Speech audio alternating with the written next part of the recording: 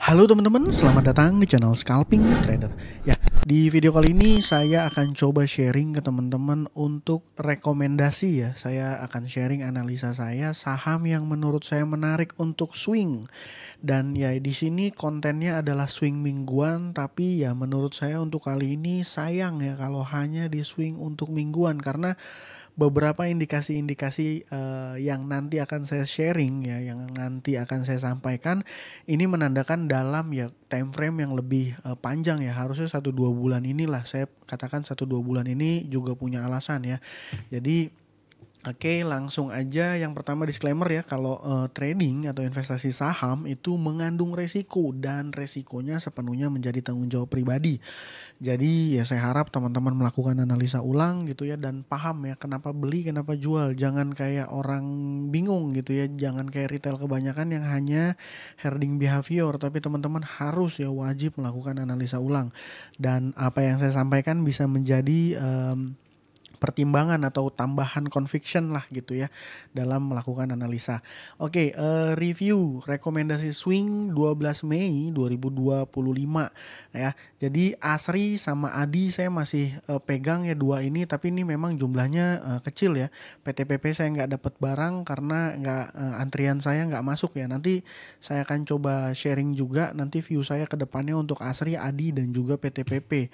Nah, untuk minggu ini ya, satu minggu ke depan ya. Jadi saya tulis 19 Mei karena besok ya hari bursanya 19 Mei. Wah, ini gampang banget. Semua saham banking ya, big banks. Nanti saya coba jelasin alasan di baliknya ya. Nah, oke. Yang pertama ini teman-teman saya mau review saham Asri, PTPP dan juga Adi ya. Jadi untuk saham Asri ini saya masih pegang teman-teman. Ya dia menurut saya masih oke ya. Kenapa masih oke? Tadi saya kemarin di minggu kemarin kalau teman-teman nonton konten saya, ini saya hapus saja. Minggu kemarin kalau teman-teman nonton konten saya, ini saya sampaikan bahwa Asri ini menarik volume yang terjadi besar gitu ya. Nah, ini ditarik kencang di tanggal 7 Mei kan. Nah, setelah itu dia saat ini ya masih masuk dalam fase konsolidasi. Ya sebenarnya beberapa kali saya nemuin pattern yang sama ya. Biasanya konsolnya nggak terlalu lama. Ini contoh ya, 1, 2, 3, 4, 5 candle sekitar 1 minggu, tiba-tiba langsung ada volume meledak ya, volume meledak harganya kencang. Setelah harganya kencang ini kan dijaga ya, artinya ya dijaga, nggak dibiarkan turun di bawah harga sebelum kencang yang di tanggal 7 Mei. Ya artinya ini masih di maintain dan posisinya saat ini menurut saya masih di area buy ya. Menurut saya masih di area buy dan ya karena trade plan saya memang di bawah 134 ya, prefer untuk cut loss-nya. Jadi memang ini posisinya masih oke. Ya mungkin buat teman-teman yang punya barang juga sedikit buat tambahan lah ya informasi. Per tanggal 8 Mei sampai terakhir tanggal 19 Mei ini masih belum ada distribusi. Oke, artinya turunnya ini mostly hanya gap down. Kenapa? Karena volume yang terjadi juga tipis dan tidak ada distribusi. Kapan sahamnya naik saya juga nggak tahu. Menurut saya masih oke. Oke, yang kedua saya mau review PTPP. PTPP gimana? PTPP ini dari mulai saya ini udah coba antri-antri nggak pernah kena-kena. Mungkin saya terlalu pelit ya antri di saham PTPP ini ya. Mungkin saya terlalu pelit waktu itu tanggal 12 ya. Saya malah antrinya terlalu di bawah ya. Saya antrinya terlalu di bawah nggak dapat barang nih. Sekarang posisinya udah di atas ya, udah naik. Ya saya udah nggak terlalu pede sih mau coba entry di saham PTPP. Nah saham Adi gimana? Saham Adi saya punya barang ya, saya punya barang nih masuk karena saya nawarnya kepelitan jadi saya dapat. Dan ya ini sharing aja ke teman-teman bahwa dari mulai fase ini volume yang terjadi dari mulai fase candle merah ya, maksud saya ini kan dia tarik volumenya kencang, setelah itu candlenya 1, 2 beberapa candle ini candlenya merah, tapi teman-teman perhatikan volume yang terjadi ketika candle merah ini tidak terlalu besar. Oke, artinya ya distribusi yang penjualan yang tekanan jual yang terjadi itu tidak terlalu besar. Nah ini kalau kita tarik ya tanggal 30 April ya, di sini terlihat hanya small distribution atau netral top satunya ya. Kenapa ini sebenarnya AT ini menurut saya ini dia hanya maintain ya. Ini broker yang maintain ya. Nah, tuh ya. Jadi memang dia meng-create semacam liquidity gitu di saham ADI ini, dan menurut saya ini belum ada buangan ya, mirip-mirip belum ada buangan. Ya mudah-mudahan analisa saya benar. Kalau analisa saya benar ya, dia harusnya sebelumnya mungkin di area 266 268 ya, harga-harga range harga-harga saat ini ya, ini akan mantul di minggu depan. Oke? Akan mantul di minggu depan. Ya jadi teman-teman yang punya barang tinggal sesuaikan aja sama teman-teman masing-masing. Oke, dan untuk minggu depan saya punya 4 saham ya, 4 saham big banks. Kenapa saham big banks ini saya rekomendasikan? Karena sederhana ya. Nah ini kalau harian kemarin saya pikir beberapa saham banking nih ada yang merah, BBNI ya juga saham jagoan saya punya porsi lebih besar di BBNI. Dia koreksi ya pada saat market opening, tapi ternyata closingnya itu ini masih net foreign buy. Dan kalau nggak salah ada informasi yang seliweran bahwa ada penyesuaian indeks ya, dan dia mulainya saya nggak tahu nih jumlahnya ada penurunan sizing ya, penurunan sizing dari MSCI. Rumor yang terjadi menanggapi kejadian hari Jumat kemarin ya kan sempat turun tipis ya, pagi-pagi ada merah rata-rata big bang. Tapi saya nggak menganggap itu sebagai sebuah tanda bahaya, karena pada akhirnya closing market di tanggal 16 foreignnya tetap mencatatkan net buy, dan net buy-nya ini 800 miliar menurut saya termasuk besar ya, termasuk besar. Dan dua terbesarnya itu kalau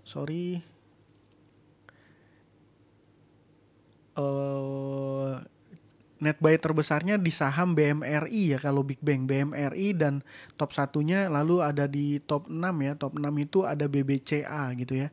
Nah makanya saya katakan bahwa foreignnya ini mungkin ya, saya berasumsi foreignnya ini ada yang melakukan rebalancing dan membuang barang, tapi ada juga yang melakukan pembelian gitu ya. Jadi istilahnya apa ya, dua institusi asing ya, ini ada perang di market gitulah intinya. Dan mungkin sebagai juga conviction buat teman-teman bahwa satu minggu terakhir bursa net foreign ini sudah mencatatkan pembelian bersih sebesar 5,2 T. Ya di sini di Stockbit ini mungkin agak susah ya, saham-saham apa kalau dari market ini ya, saham-saham apa yang top buyernya. Tapi saya coba pakai fitur yang ada di Stockbit ya, ini sekalian sharing aja ke teman-teman bahwa di Stockbit itu ada fitur namanya foreign flow analysis gitu ya. Foreign analisa screener yang melakukan analisa pola pergerakan foreign. Caranya ada di mana ya, coba tinggal ke screener ya, di screener nanti teman-teman lihat aja preset screener, dari sini masuk ke foreign flow, lalu coba lihat 1 week net foreign flow. Jadi tadi saya katakan bahwa foreign mencatatkan beli bersih 5,2 triliun selama 1 minggu, dan 5 saham yang diakumulasi dalam jumlah besar secara ranking dalam time frame 1 minggu terakhir adalah big banks. Oke, jadi ini alasan kenapa menurut saya ini adalah waktu yang tepat untuk teman-teman koleksi big banks dalam portofolio teman-teman. Ya kenapa? Alasannya menurut saya ini risknya udah kecil, dan posisi secara teknikal pun ya udah, menurut saya udah terkonfirmasi ada flow gitu ya, dan udah bottom ya secara teknikal. Lalu nah, mungkin sharing juga ke teman-teman ini, berbagi tips dan trik itu saya biasanya melakukan pengecekan foreign ya, saham-saham foreign itu ya pakai gini teman-teman ya. Biasanya contoh BBRI ke SEI. Nah, di sini kan contoh BBRI ke SEI. Nah, ini adalah website ke SEI, dan di bawah biasanya nih. Nah, di sini akan muncul jumlah persentase kepemilikan gitu ya. Jadi per tanggal 16 Mei 2025 berdasarkan websitenya ke SEI ya, total scriptless saham BBRI sebanyak ini. Ini tinggal kurangi 0,2, ini jumlah lotnya gitu ya. Dan itu scriptless, dan lokal percentage-nya ini, porsi kepemilikan lokal itu sebesar 16,63%, 16,63%. Dan foreign punya porsi kepemilikan sebesar 30%. Nah ini makanya timbul ya teman-teman, buat teman-teman aja sharing, timbul pemahaman bahwa banyak ya guru saham yang buka kelas tentang foreign flow analysis. Ya kenapa? Karena basically porsi kepemilikan di sebuah emiten jika foreignnya memiliki persentase kepemilikan itu besar gitu ya, yaitu sahamnya pergerakannya sangat dipengaruhi oleh asing. Ini udah ada beberapa tips lah ya yang saya sharing tadi ya. Dan ya berdasarkan screenernya Stockbit gitu ya, ini 4 besarnya ini adalah saham-saham banking. Oke, ini alasan kenapa saham-saham banking ini saya rekomendasikan untuk swing. Dan tadi di awal saya mention bukan untuk mingguan sebenarnya ya. Agak sayang karena ya ini akan menarik. Mungkin dalam time frame paling minimal ada 2 bulan ke depan. Ya sekarang bulan Mei, ya mungkin di bulan Juni atau Juli gitu ya. Kenapa? Karena dalam perjanjian terakhir itu beberapa sentimen bahwa Donald Trump itu menghold ya perang dagangnya dia sampai 90 hari ke depan. Ya, selama 90 hari ke depan. Nah, itu udah keluar lah beritanya, nanti teman-teman bisa riset sendiri. Nah, sekarang supaya mempersingkat videonya ya biar nggak terlalu lama, saya mungkin akan sharing analisa secara teknikal ya. Oke, analisa secara teknikal. Nah, BBCA yang pertama BBCA. Kenapa BBCA saya rekomendasikan? Ya sebenarnya BBCA ini foreignnya ini udah nggak terlalu kentara karena ya dari mulai IHSG trading halt ya di 9 April ini foreignnya beli terus gitu ya, dan dia tidak terdampak signifikan terhadap foreign outflow sebenarnya ya. Nanti teman-teman cek sendiri aja. Cuma yang membuat saya belum pede di BBCA ya, ini sahamnya kan naiknya juga lumayan kenceng ya dari mulai trading halt sampai ke terakhir ini ya, terakhir ya, di sini naiknya sudah 23%. Tapi kenapa saya nggak entry ya? Karena basic banget ya teman-teman analisa teknikal saya. Analisa teknikal menurut saya saham yang terus naik tapi dengan volume yang kecil ini tidak valid. Itu satu ya. Jadi saya belum berani entry dan BBCA memang posisinya udah di atas gitu ya. Dan secara teknikal ini juga saya mau sampaikan ya, saya biasanya lebih suka gitu ya sama saham-saham yang bergerak di atas MA20. Kenapa MA20? Karena saya biasanya trading swingnya nggak terlalu lama. Jadi MA20 lebih reflect ke kondisi market gitu ya. Jadi kalau naik biasanya dia ada posisinya ada di atas, posisi harganya ya ada di atas MA20. Nah ini kan kena reject naik ke atas, ini kena reject naik ke atas, ini break tapi dia balik lagi naik ke atas. Ini rata-rata polanya kayak gitu ya. Nah waktu dia turun ya teman-teman, waktu dia turun nih kalau tarik trendline gitu ya, waktu dia turun, nah posisi harganya itu mostly sering kali di bawah MA20. Ini kena reject turun lagi gitu ya, reject turun lagi ya. Ini sempat break MA20-nya tapi balik lagi turun, dan per tanggal 22 dia udah di atas MA20. Ya ini mengindikasikan trennya ini udah jelas ya. Trennya sudah jelas. Data transaksinya gimana kan ini udah mencerminkan ya di sini ya. Ini net foreign buy and sell indikator chart Stockbit. Di sini mengindikasikan bahwa foreignnya ini mencatatkan beli bersih dalam beberapa waktu ke belakang gitu ya. Secara teknikal BBCA oke. Nah, terus gimana ya menurut saya nih kalau mau beli BBCA, posisi belinya ini ya jangan sporadis langsung all in gitu ya, tapi posisinya dibagi-bagi, porsinya dibagi-bagi, karena biasanya ini menurut saya ya teman-teman, nanti koreksi aja kalau saya salah. Biasanya pola pergerakan saham itu nggak akan dia gerak dalam satu kali tarikan terus naik gitu. Biasanya nggak gitu. Kenapa? Bahkan ketika turun pun gitu ya, dia akan beberapa kali membentuk pola-pola higher high, higher low. Maksudnya gini, ini contoh double top ya, ini teman-teman double top. Nah, double top ini sudah terjadi dan dia harga sahamnya turun. Nah, ketika turun dia teman-teman lihat di sini dia turun, dia sempat naik nih, sempat membuat higher low ya, high yang lebih rendah dari high sebelum low, high yang lebih rendah daripada high sebelumnya, sorry gitu ya. Lalu dia lower low lebih rendah dari sebelumnya, ini higher low lagi, ini lower low lagi, ini higher low lagi ya, gitu tuh.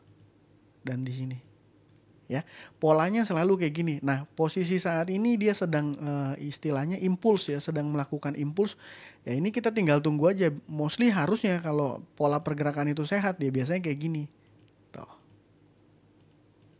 ya, pola pembalikan arahnya. Nanti teman-teman tinggal tunggu aja pullbacknya di berapa gitu. Saham BBRI gimana? Saham BBRI juga sama. Secara teknikal menurut saya, nah ini kan MA20 ya udah bergerak di atas MA20 ya menurut saya. Waktu trading halt dia di sini ya, trading halt ini 9 April ya, sorry. Nah, di sini setelah trading halt ini dia terus harga sahamnya naik, volume yang terjadi ya malah di 2 candle terakhir ini besar sekali ya waktu ketika foreignnya besar masif melakukan pembelian. Nah, di sini ini yang tadi saya katakan bahwa ada perang-perang antar dua institusi besar. Ini bisa saya buktikan lewat di tanggal 16 ya. Kita ke foreign aja ya. Nah, di foreign ini kan terlihat AK ini melakukan distribusi sebesar 100 miliar ya, ECC 91, BK 16 miliar. Ini dijual tapi tetap ada yang beli gitu. Jadi mostly jumlah penjualannya itu istilahnya ada yang melakukan tekanan beli juga gitu ya. Dan ini contoh juga nggak cuma di BBRI tapi di BBNI juga, karena saya perhatikan ya.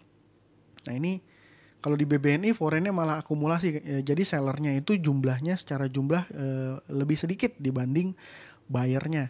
Ya intinya apa, BBRI menurut saya udah sangat clear ya, ini akan tanda-tanda pembalikan arah. Tadi saya katakan ya kan high, nanti low, ada higher low gitu kan kalau misalnya dia downtrend. Nah ini kalau kalau uptrend nanti dia akan membentuk pullback. Kita tunggu-tunggu aja pullbacknya, mungkin kalau dikasih di 4100 ya kalau dapat kayaknya ya mungkin bisa ya nanti naik lagi. Terus BBNI gimana? Ini BBNI saham yang menurut saya oke gitu ya. Ya dia posisinya saat ini ada di jatuhnya ini resist ya teman-teman. Jadi kenapa saya suka sama BBNI? Jadi dia sebenarnya ini kan posisinya turun.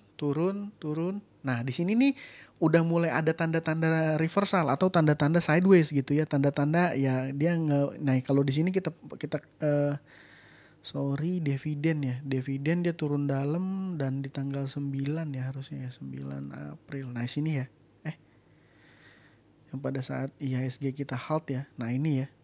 Ini dikecualikan karena memang dari sini tuh udah mengindikasikan dia ranging gitu ya. Belum udah nggak downtrend akut gitu ya. Kalau downtrend akut kan harga itu ada di bawah MA ya. Kalau posisi BBN ini di range bulan Februari sudah menurut saya sudah masuk ranging ya, jadi lebih menarik aja gitu menurut saya. Yang keempat terakhir BMR, ini pembahasan udah lama banget ya teman-teman. Mungkin kalau teman-teman nanti boleh ya bantu saya di komen supaya saya bisa riset apakah teman-teman suka dengan pembahasan saham yang mendalam dan agak lama gitu, dengerin saya ngoceh gitu, karena kadang-kadang saya suka offside nih, takutnya waktunya offside jadi males dengerinnya gitu ya. Nah ini BMRI juga sama, mirip-mirip ya, ini pakai chart daily, ini ranging ya posisinya, dan ini mau deket-deket break posisinya ada foreign juga melakukan akumulasi. Jadi menurut saya oke. Dan dalam time frame 1-2 bulan ke depan itu mungkin akan menarik ya. Kita cari aja beritanya. Trump hold, kalau saya nggak salah tuh 90 hari ya, 90 hari dengan Cina dia cooling down dulu. Jadi nah ini ya. Nah ini kalau nggak salah tuh selama 90 hari ya. Jadi akhirnya ya teman-teman nanti bisa riset sendiri lah bahwa Trump itu menunda selama 90 hari perang tarifnya dengan China, dan ini berdampak positif terhadap market ya. Jadi safe haven itu kayak emas itu mulai agak ada penurunan dan mulai ada aliran dana masuk ke risky asset. Risky asetnya apa tuh? Bitcoin ya sama saham itu. Jadi kita dapat kebagian flow lah, kebagian aliran dana gitu ya. Jadi menurut saya nggak punya alasan ya di tanggal di minggu ini belum koleksi big banks, dan koleksinya pun menurut saya dalam waktu dekat ini ya oke banget ya, kecuali yang perlu diperhatikan adalah sentimen makroekonomi terhadap perang dagang itu tadi ya, sentimen perang dagang gitu ya. Jadi sentimen perang dagang aja. Kalau perang antar India sama Pakistan saya pikir nggak berpengaruh terlalu signifikan terhadap market gitu ya. Mungkin yang lebih signifikan menurut saya yang perlu diperhatikan adalah Donald Trump ya, tweetnya Donald Trump sama aksi-aksi silatnya Donald Trump. Jadi kalau tiba-tiba dia pecah lagi perang atau perang dagang gitu ya sama China, ya lalu ngelihat outflow keluar. Jadi patokan saya tuh bener-bener ke flow ya. Tadi jelas ya, karena sahamnya yang pertama porsi kepemilikan foreignnya besar ya. Terus ada net buy, jualan foreignnya udah mulai reda, ada net buy. Net buy-nya ini cukup besar ya. Kalau kita lihat chart IHSG deh teman-teman, di chart IHSG-nya harusnya bisa ya Stockbit mereflect. Oh dia nggak bisa ya. Sorry bentar. Oh bisa, yes. Nah nih, jadi jualannya gede, ambrol kan tuh, jualannya gede. Ini jualannya gede ya, jualannya gede ya kan, karena Itu ya tadi yang saya katakan foreign outflow dan foreign inflow, dan ini 3 candle terakhir nih oke, IHSG kita sudah di atas 7.100. Jadi beberapa sentimen ini mengatakan jelas konfirmasi bahwa Big Banks ini oke, dan untuk swing ke depan saya Big Banks view saya mau ya sampaikanlah ke teman-teman bahwa view saya Big Bang akan oke. Ya, udah video itu terlalu panjang ya. Mungkin itu aja dari saya kali ini. Terima kasih buat teman-teman sudah menonton. Semoga apa yang saya sampaikan bermanfaat. Salam cuan. Thank you.